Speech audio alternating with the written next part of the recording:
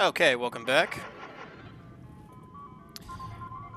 I thought we would do something a little different today. I wanted to, the 2024 presidential election is over, and I don't want to discuss politics, but I do want to have something of an academic discussion about Professor Lichtman, the famous prognosticator of presidential elections, who was very wrong in his pick for the 2024 election.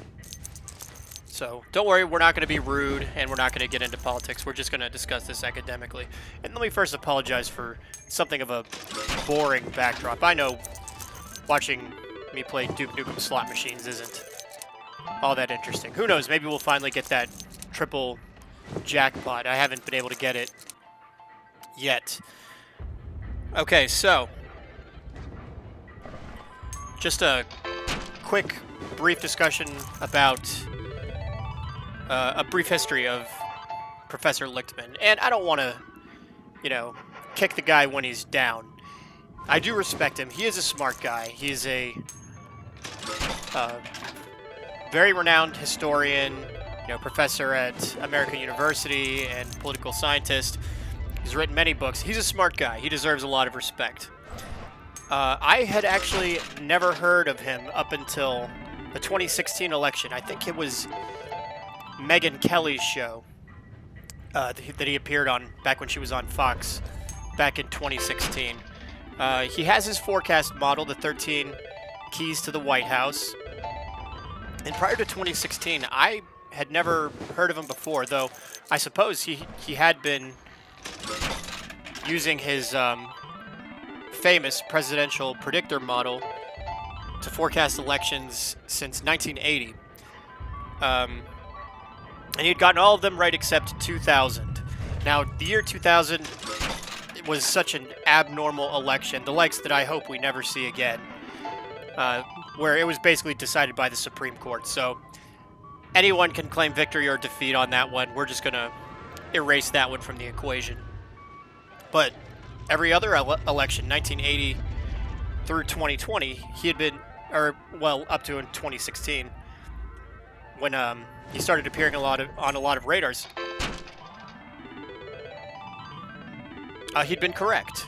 So in 2016, he made a very risky pick, very confidently and very boldly, when he picked that Donald Trump, a candidate with no political experience or military background, would win election against a very experienced, Hillary Clinton, a former First Lady, former Secretary of State, former Senator of New York, with quite an impressive resume. And he ended up being correct. He based his 13 Keys to the Kingdom, or 13 Keys to the White House model on, because he is a historian and political scientist, he bases it off of historical trends and governance. And he has the 13 keys. Some of them are subjective, but it's things like you look at the incumbent and you say, the incumbent party is the candidate charismatic, which is a bit subjective. Is there a major scandal, foreign policy failure?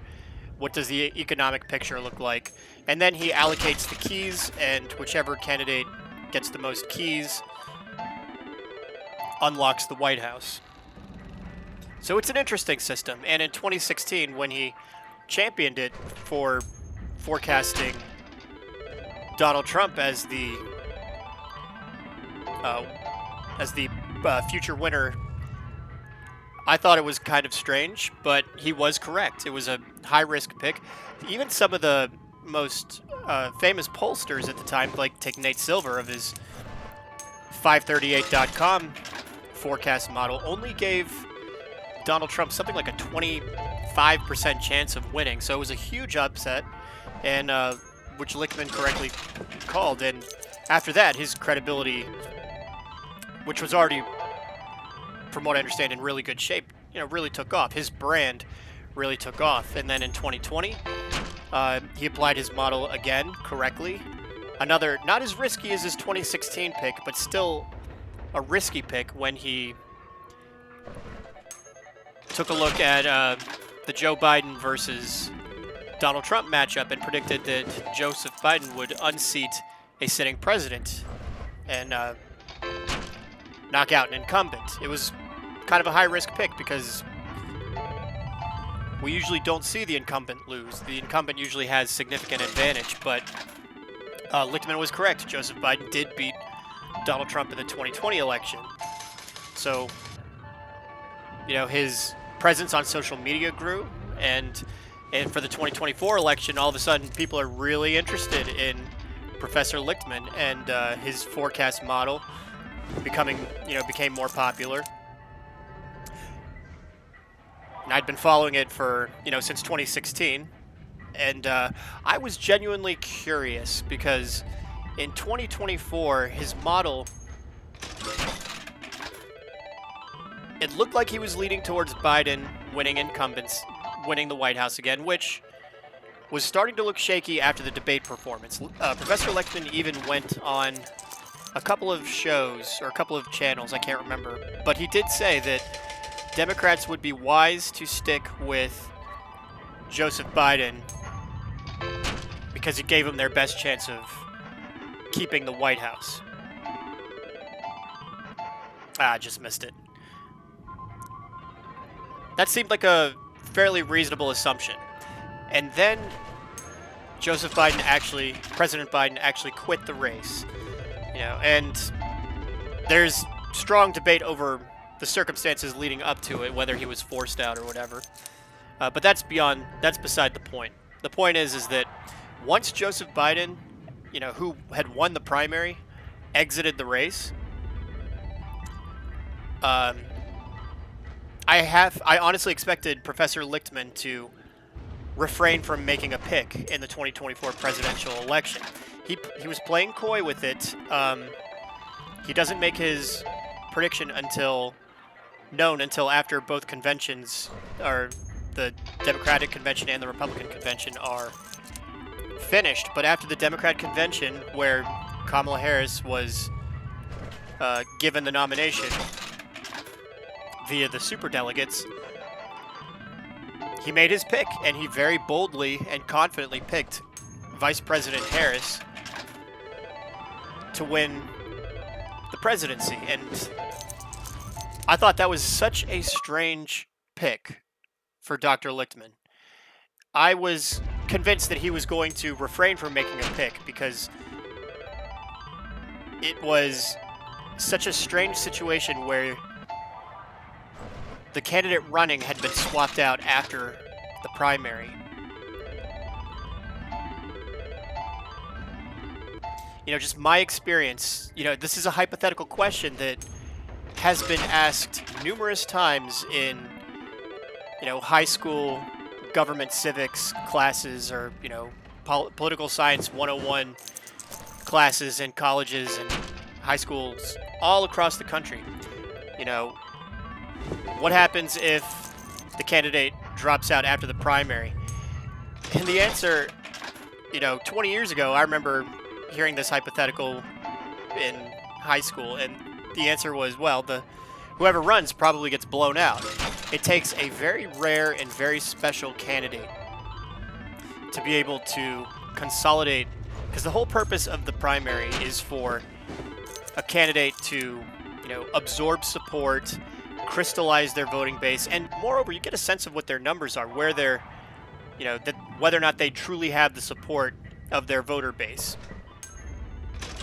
And then, of course, when all the other competitors drop out of the primary, the best candidate absorbs their support, and it crystallizes, it solidifies, and then you have the candidate becomes tested, and they have all that going into the general election. That's why primaries are so important. And that was what was taught in civics courses all across high schools across America, and political science 101 classes in, community college, and all the way up to the elite university level. There's a reason why it's never been tried. There's a reason why, when in 1996, when Bob Dole was getting beaten very badly, before Labor Day, that they didn't just swap him out, because it's a recipe for a blowout. Like I said, it takes a very special candidate to come in after the primary and very quickly absorb the support and galvanize the voting base and crystallize it. Only an extremely rare gifted candidate, like maybe a Barack Obama in 2008, would be able to pull it off, or a John F. Kennedy, you know, might have been able to pull that off. But it's, you know, the best analogy I can come up with is, think of it like running a road race, you know, a 10-mile road race.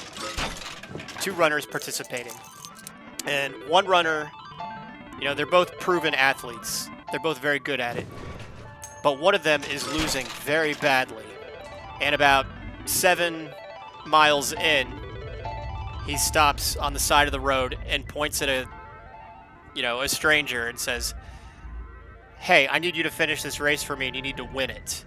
You know, the other person says, "But I haven't stretched. I'm not even dressed. I'm not prepped. You know, I haven't trained for it."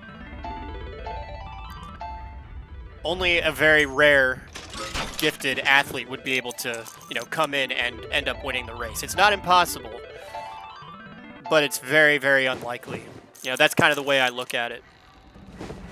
Vice President Harris's, you know, lack of a primary win, the only numbers we really knew was that she got blown out of the 2020 Iowa, the primary. She didn't even make it to the end of the Iowa caucus. So her numbers were unknown. And Professor Lichtman still picked her to win, despite not knowing where her, you know, level of support within the Democrat voting base was. So I thought that was a highly unusual pick, and was very shocked that he made a pick at all and didn't just refrain once Biden dropped out.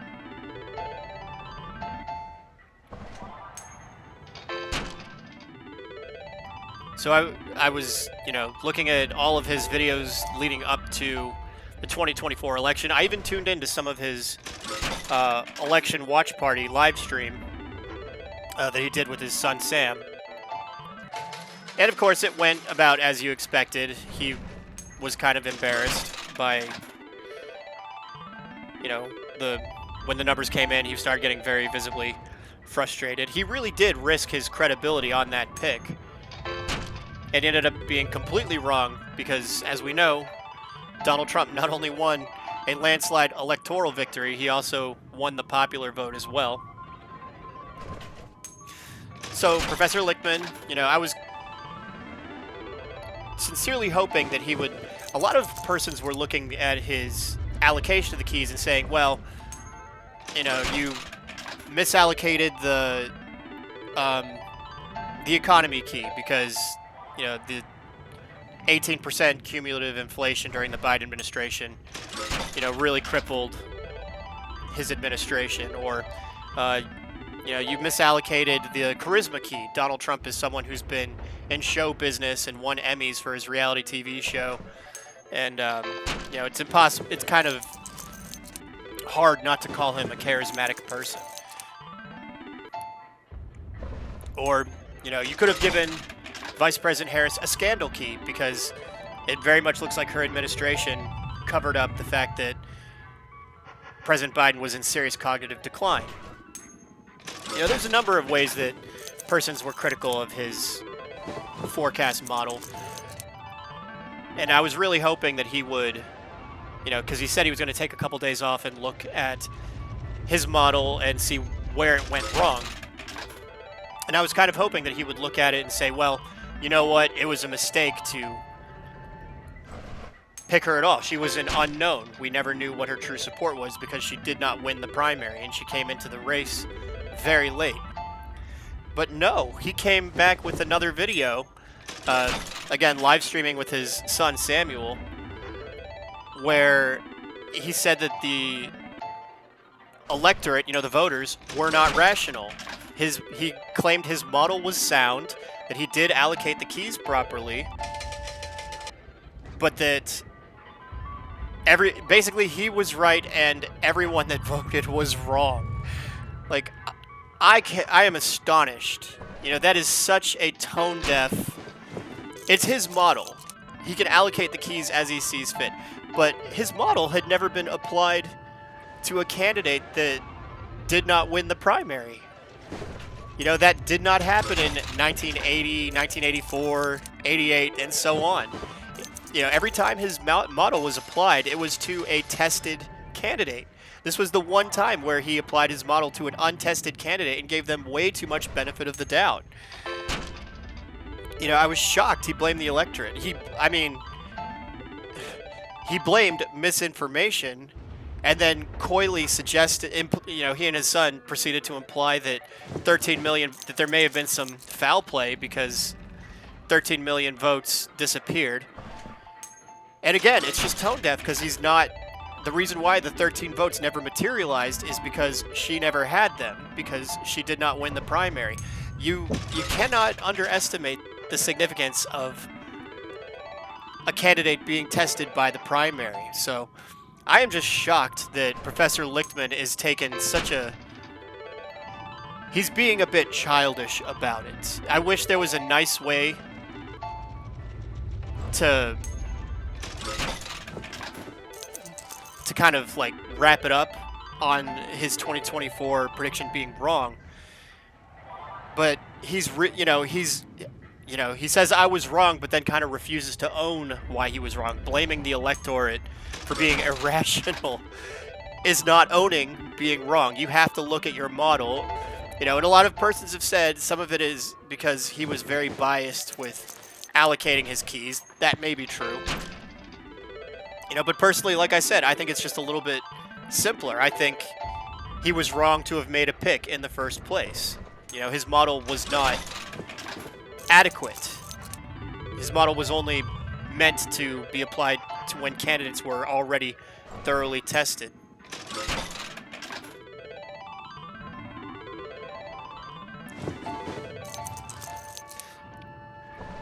So, I mean, if you've watched Professor Lichtman over the last few years, and it's probably going to be worse in the coming years, but, you know, he is older, but there's something the word Christopher Hitchens used to use for John McCain during his failed presidential campaign was, you know, when he was looking a little bit like he was starting to go a little bit senile, was quarrelsome. And when I see Professor Lichtman, he is notoriously thin-skinned. Whenever anyone has ever... Because he's done numerous interviews over the years with reporters, you know, particularly in the last few years, where he gets very combative whenever his model or his philosophy is challenged. You know, it's kind of uncomfortable to watch. Like, it's almost like there's something very socially strange or a little bit off about him that he gets so hot-headed whenever there's even just the mildest bit of criticism about his findings or whatever. But he's lost his credibility. It would have been, I think, more prudent had Professor Lichtman, you know, actually, like, reevaluated his allocation of the keys and said, well, okay, here's where I probably should have been a little bit better. Or maybe it's time for me to reevaluate the economy key. Because he's always said that if he, you know, leading up to his misprediction over the last, you know, 8 years since I've been paying attention to him, he's always said, if I am wrong, I will reevaluate the model and see if maybe one of the keys needs to be adjusted or whatever.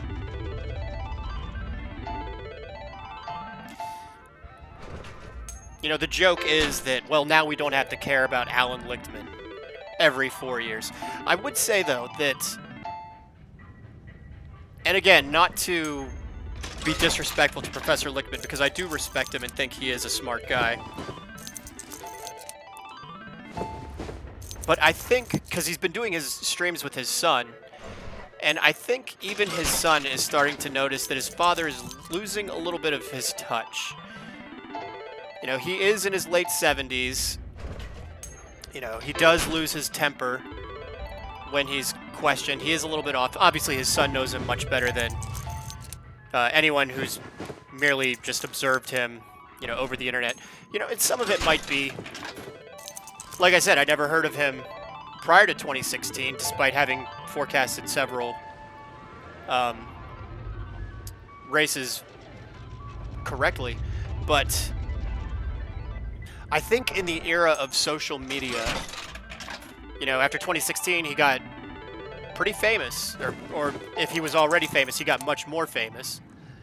And in 2020, he was again looked upon very kindly for getting it correct. I think in the social media era, because it was one thing to make a wrong forecast before social media. Some people, you know, people might remember, but most will probably forget. But here we are in like 2024, you know, very late, very deep into the 21st century.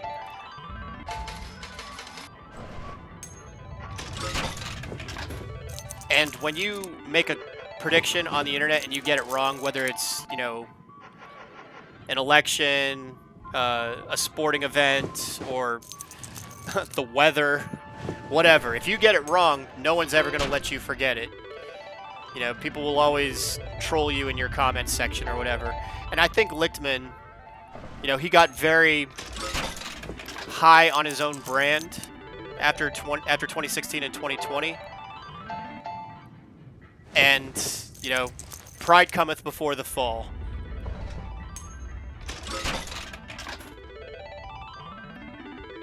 Whatever the case, he was very wrong in 2024. No one's ever going to let him forget it. He can blame the electorate all he likes. He can blame the irrational circumstances. He can even start implying, you know, weird conspiracy theories all he likes.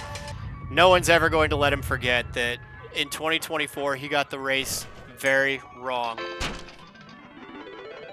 And I think his son is starting to notice, because there were moments during the I Was Wrong stream, you know, that came a couple days after, where even his son was starting to look a little, you know, because Professor Lichtman was saying some very strange stuff, and even his son was starting to look a little bit, or sound a little bit uncomfortable by what he was hearing. So anyway, I just wanted to chime in on Professor Lichtman. Ultimately, I think he was wrong because he bet on an untested candidate, and I think he was arrogant for making that pick. Deep down, I think even he understands that what he did, you know, for someone who's so gifted, you know, a lifelong student of history and political science and trends, you know, he really made kind of a silly pick in going for an untested candidate, something that his model had not accounted for, quite frankly. I do know that he has applied his model retroactively to every election prior to the ones that he forecast in real time. So everything from George Washington's first election all the way up to 1976. But I don't believe that's a fair, you know, applying your model to results, to races that have already been won is, you know, oh, you just manipulate the data here, and maybe, you know, oh, I would have given the key here, here, and here. You know, it's a self-fulfilling prophecy. You know, this was the first election he'd ever applied his model to an untested candidate. He got greedy. He made a bad pick. He was wrong. His credibility is forever stained. And I would be very surprised if in 2028, I don't know, we'll see what happens over I think, because I do believe he is becoming quarrelsome in his late age, and that he is so notoriously thin-skinned. I think his star is going to fade quite a bit. You know, we'll probably see him again in 2028 or whatever, or excuse me, 2020, yeah, 2028 or whatever.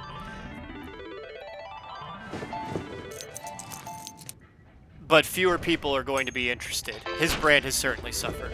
So anyway, 25 minutes of ranting about Professor Lichtman. Thanks for tuning in. We didn't hit that triple Duke Nukem jackpot. You know, maybe I'll get it someday. But alas, today's not that day. So thanks for tuning in, and we'll get back to doing some fun games again real soon.